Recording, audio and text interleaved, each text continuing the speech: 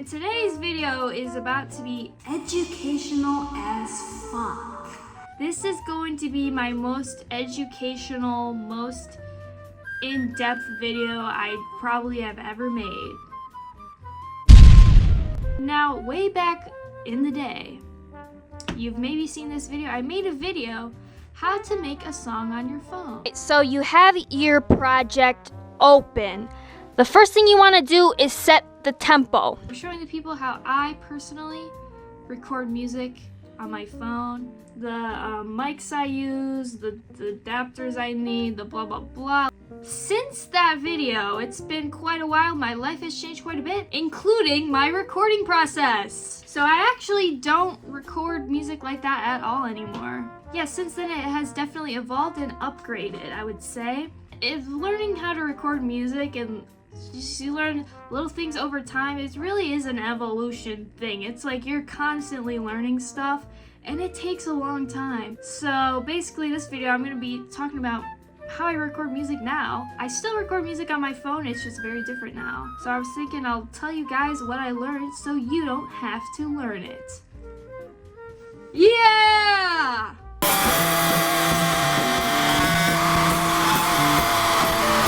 On that last video, I was using this thing called a Blue Yeti microphone. It's a USB mic, you know? But now I've upgraded and I've started using these things called fancy mics. I don't just use one USB mic now. Now I have 3 different kinds of mics. Now you may be wondering, why? Well, they sound better. They sound better. And I'll insert demonstration right there. Okay, alright, so I'm talking in this USB mic. This is what I used to use, alright? Now on 3, 2, 1. Boom.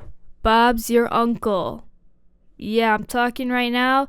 Are you noticing? You should notice, like, it's way bassier. It's picking up things from my voice that you've never heard before. It sounds a lot different. And this is the compressor mic I'm using right now. Alright, so I got some slightly fancier microphones. Big fucking whoop, right? Right, guys? Big fucking whoop, am I right? With using these nicer microphones, it gets a little more complicated because in order to use these microphones, you need a thing called an interface. Before with the USB mic, it's a USB mic. You just plug it in directly with a USB. It's pretty straightforward.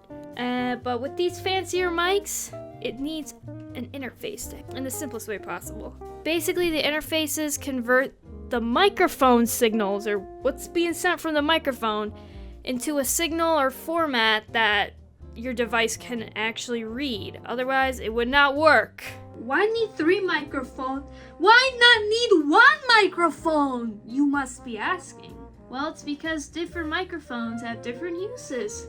Who would have fucking known? I know, right? Way back, about a year ago, the folks at a company called Lewitt sent me some microphones, which actually is why I started upgrading my recording process. They sent me 3 different kinds of microphones, so I'll show you what I use each one for. Lewitt is this cool company from Austria. They do recording stuff. They also just came out, they made their first interface ever, which I will be talking about more later in this video. It's called the Connect 6. But yeah, I'll show you how I use that for my recording process too. The first mic I got is the MTP 440DM. Now this is considered a professional dynamic instrument microphone. And it looks a little something like this. So this is the microphone I use when I'm miking up guitar amps. It says its top applications are instrument amps, drums and percussion, woodwinds, vocals, and live sound. But the way I use it is I mic out that one. But me personally, I mic up that guitar amp. I also got a condenser mic, the LCT440 Pure by Lewitt. And condenser mics are going to give you the highest quality sound possible. Condenser mics are very sensitive, by the way. They pick up everything, which is its greatest strength and weakness, and why you might choose to use it or not to use it, depending on the context. And that can also be taken into account for any of these mics you choose to use. Each one has its positives and negatives. Each one requires to be taken care of in different ways. The condenser mics are going to be the most high fidelity sound, but it's going to be the most expensive. It's going to be a little more complicated to use, Very optimized for recording vocals and acoustic instruments. Some make more sense to use in different contexts, but at the end of the day, whatever you like. If you like miking up your amp with a condenser mic, all right, fucking do that. Do that. Just do that. Now this mic is so fucking powerful. It needs the power of the Phantom Store. And in order to use PP, you need an interface to enable that. Basically, the Phantom Power, it needs an extra little something because this mic is literally so powerful, it needs the Phantom Power. I will explain more about Phantom Power later because it's also just another fucking concept to learn. And then last but not least, the MT550DM. This is considered a dynamic mic, but it's optimized for live performance. I like to use this one because it's very sturdy, it has a good weight to it. It feels a lot different than this mic here. It's heavier, it's meant to be beat up a little more. As you do on the stage. And then I said, what's the deal with women and drinking wine? This guy knows. This guy knows. He's just looking at his wife like, yeah, I fucking know. But you don't necessarily have to use it for live performance. You could also use it for recording your own stuff. I use it a lot like that as well. You could also do whatever the fuck you want with any of these mics. If you want to hold it up to your ass and fart into it, that's also a use that you could do.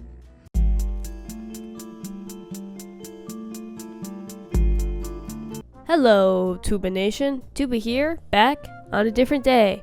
And now for the rest of this video, I am going to be speaking into my condenser mic. Up until this point in this video, you were hearing either my Blue Yeti mic or my iPhone mic. But now so you can see the difference, I'm going to be talking into this bad boy the rest of the video. That's some high fidelity for you audiophiles out there. Now, it's time to talk about interfaces.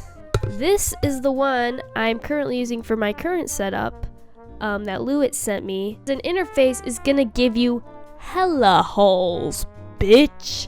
It's gonna give you hella holes. One hole just don't cut it nowadays. I need holes, plural. There are lots of different interfaces you can use. You don't have to particularly use this one. Now, the one thing right off the bat about this Lewitt one is it can power itself. Interfaces need power to work, and in my previous experiences, that became a problem because I use it on my phone, and a lot of the times my phone can't power the interface because the interface is powerful. Make sense? My little iPhone couldn't power a whole ass interface, but that is fixed with this interface because you can straight up plug this shit into the wall and have it power itself. And that means that I can actually use my condenser mic using this, whereas before I could not use my condenser mic.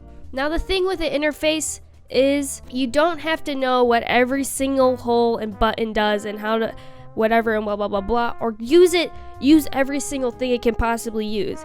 I don't know how to do every single thing that this thing can do because this thing can do a lot of things. I have a way that it works for me, but I have the potential to grow more with this one. This is what it looks like when I'm recording music on my phone. I am externally powering the interface from the wall, and then through the mobile thing, I'm connecting it to my phone. My phone reads it, I'm getting the stuff. Input 1 and input 2, that's where you're going to be plugging your XLR cables in. That's where the microphone signal's coming through. The microphones are sending that shit through there. The outputs, at this current point in time, I don't touch those. But if you want to, you could have that output audio to like a speaker or something. If you want it, kind of like an amplifier in a way.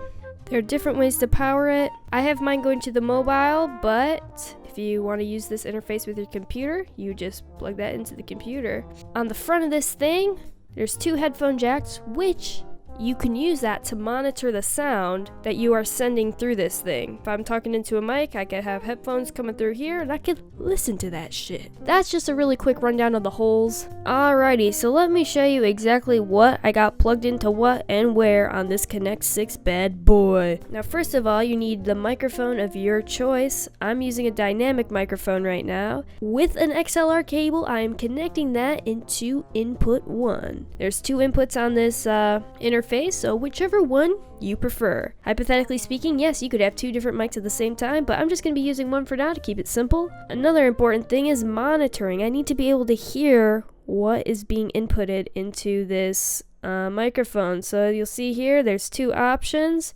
2 headphone jacks you could choose from. I'm going to be using the first one. Also, hypothetically have 2 people monitoring at the same time if you wanted. Right now, this interface is being used as a standalone device. I have it plugged into the wall for power. That's how it's lighting up.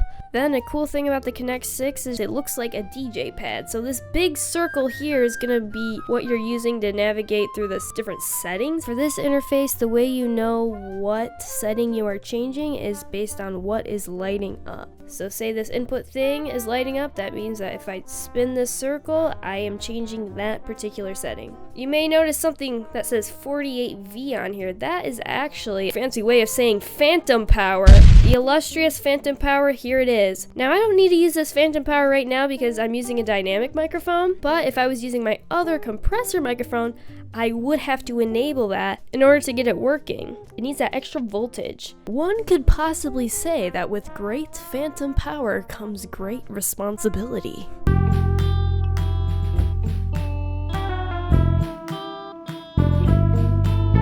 So yeah, up until this video, I've just been plugging my mics into this interface, and that's working.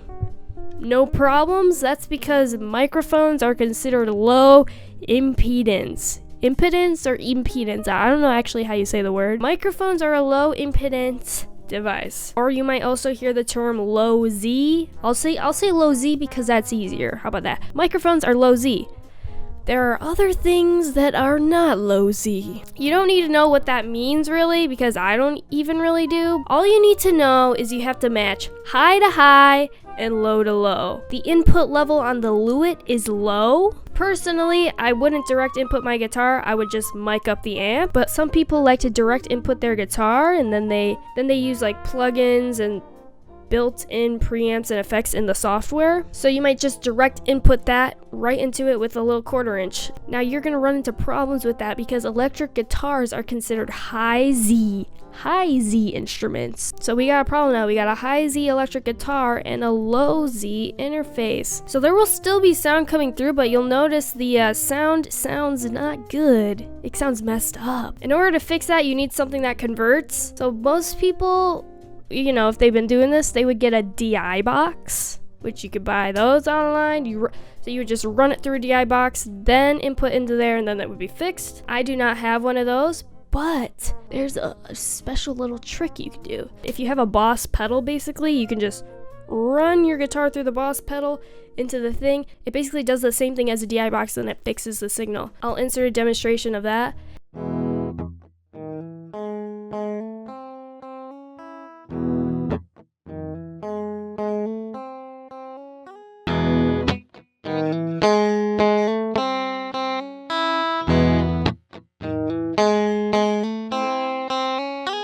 So yeah, if you're doing a direct input of electric guitar and you notice a sound like that getting messed up, this might be what's going on. Not every interface is a low Z. Some are high Z, so you wouldn't have to do that. But generally, as the quality of the interface goes up, it's going to be low Z because you probably have a DI box if you're using a nicer interface. So yeah, keep that in mind, but there is a workaround.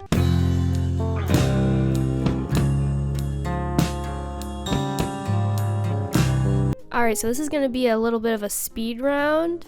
I know I'm an exception because I record music on my phone, but if I were to record music on my PC, with this particular interface, there's a control center that you can use. which is really convenient, helps keep you nice and organized. It has this auto setup feature which sets all the levels for you, which is really nice. You can save presets in there. It also has some built-in effects that you can use too. I'm not going to talk about it too much because I don't personally use it, but I assume most people would be using an interface on their PCs, so you would probably use something like this. You don't have to even use this just for music. This is really convenient, especially for streaming. So that's actually probably what I would use this for. If that sounds interesting to you, check it out.